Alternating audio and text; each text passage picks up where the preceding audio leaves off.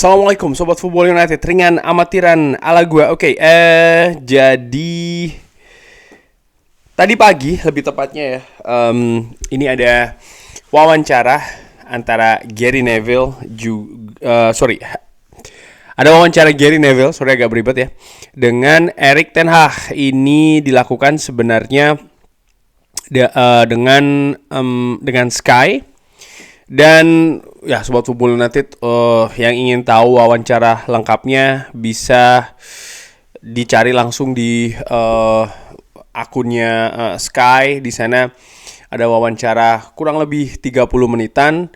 Ada banyak informasi menarik yang dibahas antara Gary Neville dan juga Erik ten Hag. Nah, untuk kali ini gue ingin membahas, jadi di wawancara tersebut dibahas ya, terkait dengan sebenarnya rencana dari Erik ten Hag di 2 musim awal bersama dengan Manchester United ini, dengan siapa saja rekrutan-rekrutan yang diinginkan sebenarnya di Manchester United. Dan nanti akan gua tampilkan juga ya dengan pemain-pemain tersebut sebenarnya di musim kedua ini ya akan seperti apa tampilan dari Manchester United. Tentu saja ini tidak terjadi karena ada beberapa pemain yang memang tidak bisa hadir di Old Trafford ya.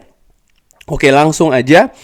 Erik ten Hag ketika ditanyakan terkait dengan tidak bisa mendapatkan Frenkie de Jong, dia mengatakan kalau tapi di dekade terakhir dan juga di periode saat ini kita tidak selalu bisa mendapatkan pemain yang kita inginkan. Tapi setelahnya tentu saja Anda harus terus membangun dan Anda harus bisa menerima kalau Anda ini memiliki talenta daripada pemain yang sudah membuktikan itu di masa lalu. Itu ketika ditanyakan terkait dengan tidak mendapatkan Frenkie de Jong ya. Di sini Erik ten Hag memberikan jawaban kalau ya dia menginginkan Frenkie de Jong, tapi ketika dia tidak bisa mendapatkan pemain jadi, maka dia harus memanfaatkan talenta yang ada. Dan tentu saja nih ada perbedaan antara talenta dan juga pemain jadi, di mana pemain jadi ya sudah tinggal dimainkan saja, sementara talenta ini harus melalui yang namanya proses. Dan terkait dengan Harry Kane, apakah dia menginginkan Harry Kane? Ternyata Erik ten Hag mengatakan iya. Dan Anda tahu kalau Harry Kane ini akan memberikan Anda 30 gol. Saya juga berpikir Rasmus Højlund akan sampai di sana, tapi dia membutuhkan waktu. Ini tentu saja tidak adil ya untuk menyamakan dia dengan Harry Kane. Saya justru tidak akan membandingkan 2 pemain ini karena mereka sangat berbeda. Wow, ternyata Erik ten Hag mengkonfirmasi bukan hanya Frenkie de Jong tapi juga Harry Kane. Tapi dengan Rasmus Højlund, saya pikir kita memiliki potensi terbesar di posisi striker musim panas lalu. Dan kita sangat happy dengan dia. Tapi dia juga membutuhkan waktu untuk beradaptasi. Dan kita sangat senang karena dia telah menunjukkan aset di mencetak gol. Dia memiliki periode yang sangat bagus ketika dia mencetak gol di banyak kesempatan, di banyak pertandingan. Dan setelah dia menunjukkannya ya, tapi sebelumnya dan juga setelahnya dia memiliki masalah fisik. Jadi sebenarnya musim ini pun juga Rasmus Højlund ya ini memiliki permasalahan fisik baik sebelum dia mencetak gol maupun juga setelah periode dia mencetak gol. Tapi ini sesuatu yang normal untuk pemain muda. Tapi tentu saja ini juga memiliki impact yang negatif di hasil tim. Dan itu Anda harus menerimanya. Jadi Erik ten Hag menyinggung bahwa gangguan fisik ini tentu saja memiliki pengaruh ya di kemampuan tim untuk mencetak gol. Dan kalau kita lihat paling tidak di awal di awal tahun ini saja ada periode Rasmus Højlund bisa mencetak gol, tapi ada periode dia cedera dan setelah dia kembali dia harus berjuang lagi untuk bisa kembali ke periode ketika dia bisa mencetak banyak gol ya. Ini salah satu tipikal juga pemain yang sedang beradaptasi sebenarnya. Erik ten Hag terkait apakah dia dengan Frenkie de Jong ya, ini akan membuat dia bisa bermain seperti gaya di Ajax ya. Frenkie dan Casemiro ini akan sangat melengkapi satu dan yang lainnya. Untuk bisa bermain dengan gaya Ajax, Anda membutuhkan pemain dengan tipe seperti ini.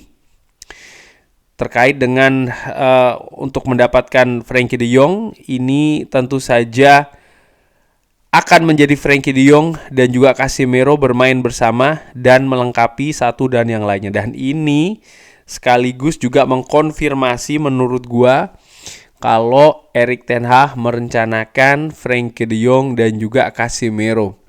Ini juga kenapa di musim pertama, artinya di musim Erik ten Hag di musim panas, transfer musim panas pertama Erik ten Hag ini sangat getol. Manajemen Manchester United ingin mendatangkan Frenkie de Jong. Bahkan setelah gagal, hadirlah Casemiro. Dan pada saat itu ada banyak perdebatan pendapat ya kan. Loh kok Frenkie de Jong tidak mendapatkan, tapi kenapa yang diincar Casemiro, di mana dua pemain ini saja tipenya kan berbeda. Dan dari wawancara ini menurut gua ternyata ada jawabannya. Jawabannya itu apa? Ya memang bukan merekrut Casemiro ini untuk menggantikan Frenkie de Jong, tapi ternyata memang rencananya ini adalah Frenkie de Jong juga dengan Casemiro. Wow, dari situ gua membayangkan bagaimana lini tengah Manchester United ya. Dan tadi disinggung juga kalau Harry Kane ternyata yang diinginkan oleh Erik ten Hag. Erik ten Hag mengakui dengan Harry Kane ini bisa mendapatkan 30 gol setidaknya dalam satu musim. Dan kalau melihat track record Harry Kane bersama dengan Tottenham Hotspur sangat luar biasa, bermusim-musim 2 digit. Bahkan kali ini di Bundesliga bersama dengan Bayern Munchen, raihannya juga fantastis di musim pertama dia di luar Inggris. Dan kalau gua gambarkan ya kurang lebih di musim ini, seandainya memang pemain-pemain yang diincar itu datang, ini masih seandainya sekali lagi, akan seperti inilah tampilannya. Jadi ada Andre Onana, ada Diogo Dalot, dan ini tentu saja pemain yang cedera ya juga tampil ya, artinya tidak ada yang absen, komplit. Ini seperti ini, ada Diogo Dalot di kanan, Rafael Varane, Lisandro Martinez, Luke Shaw di kiri, lalu ada Casemiro, ada Bruno Fernandes dengan Frenkie de Jong, di mana mungkin Frenkie de Jong sebagai jembatan antara lini belakang, tengah dan juga depan. Bruno Fernandes lebih terkonsentrasi untuk menjadi kreator untuk lini depan, dan Casemiro sebagai gelandang breaker, gelandang bertahan murni.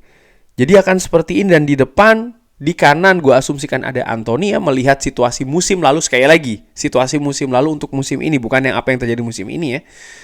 Jangan disalahartikan. Musim lalu Anthony datangkan dengan harga cukup tinggi, musim yang sebenarnya oke-oke saja ya. Di musim pertamanya Anthony bersama dengan Manchester United mencetak gol menghadapi Arsenal, mencetak gol menghadapi Barcelona. Ya, tanpa ada kasus dan lain-lain. Dan ya, sekali lagi ya, ini berandai-andai kalau memang pemain-pemain ini bisa didatangkan di jendela transfer musim panas pertama maupun kedua, ya Anthony akan di kanan. Dan Marcus Rashford melihat 30 golnya satu musim yang lalu, bukan penampilan musim ini, sekali lagi ya, tolong dipahami yang lalu, maka dia akan ditempatkan di depan. Tentu saja ada mungkin katakanlah Amad Diallo, mungkin juga seorang Alejandro Garnacho sebagai backupnya, dan Harry Kane sebagai ya striker utamanya. Dan dengan komposisi seperti ini, menurut gua ya, ini komposisi yang memang sangat menjanjikan bagi Manchester United untuk bisa berbicara lebih jauh lagi. Tentu saja dengan asumsi lagi nih, tidak ada pemain-pemain yang cedera sampai ya tidak sebanyak musim inilah katakanlah demi. Tapi ini adalah starter tim Manchester United di awal musim ini, ketika memang Harry Kane, Frenkie de Jong ini didapatkan dan bisa dipasangkan juga dengan Casemiro di tengah. Ini menurut gua tim yang tangguh pastinya, dengan Luke Shaw di kiri invertednya, dan Diogo Dalot juga yang semakin matang, Lisandro Martinez, Rafael Varane, duet center back yang pernah menjadi juara dunia. Ini kelas menurut gue kalau bisa seperti ini. Dan Erik ten Hag pun juga mengatakan dengan Frenkie de Jong dan juga Casemiro ini merupakan dua komponen yang bisa membuat Manchester United bermain seperti apa yang disuguhkan di Ajax Amsterdam. Dan kalau gue melihat ya, ketika di Ajax Amsterdam memang ada Frenkie de Jong dan ada Lasse Schöne, pemain yang memang berposisi menurut gue sebagai jangkar di lini tengah gelandang bertahan di Ajax Amsterdam pada saat itu. Lalu tentu saja di depan ada gelandang kreatif ya, Hakim Ziyech, yang mungkin perannya bisa diadaptasi juga oleh seorang Bruno Fernandes, sama-sama kreator. Ini hal yang menarik, ada Anthony juga, dan ya kalau melihat situasi musim lalu ada juga Marcus Rashford dan juga Harry Kane, di mana ketika di Ajax Amsterdam ada Sebastian Haller ya kan, dan Harry Kane ini kan apa ya, upgrade-nya dari Sebastian Haller, terutama untuk bermain di level Premier League maupun juga di Eropa. Jadi rencananya sih sebenarnya rencana yang baik sekali, tapi seperti yang dikatakan oleh Erik ten Hag juga ya, dalam klub tidak selalu pemain yang diinginkan itu bisa didatangkan, dan ketika itu tidak bisa terjadi, maka pelatih harus bisa memanfaatkan talenta-talenta lain yang ada di klub tersebut. Dan kalau gua melihat ya, tentu saja saat ini di lini tengah ada Kobbie Mainoo. Membandingkan Kobbie Mainoo dengan Frenkie de Jong tidak fair menurut gua, sama seperti membandingkan Rasmus Højlund dan juga Harry Kane. Kedua pemain muda ini ya, Rasmus Højlund dan juga Kobbie Mainoo, memiliki potensi yang besar dan mungkin bisa setara atau bahkan lebih bagus ya dari pemain-pemain senior tadi yang tidak bisa dihadirkan di Manchester United. Tapi jangan lupa, baik itu Kobbie Mainoo maupun Rasmus Højlund butuh yang namanya proses untuk berkembang gitu ya, karena mereka belum jadi, dan ini tentu saja ada proses, ada waktu, ada kesabaran juga ya, plus juga kejelian dari tim kepelatihan Manchester United untuk bisa mengembangkan bakat-bakat yang saat ini sudah berada di Manchester United. Kurang lebih demikian ya. Jadi membahas wawancara dengan Gary Neville berserta dengan Erik ten Hag, ternyata ada fakta yang sangat-sangat menarik. Tapi bagaimana menurut Sobat Football United? Seperti biasa, drop di kolom komen.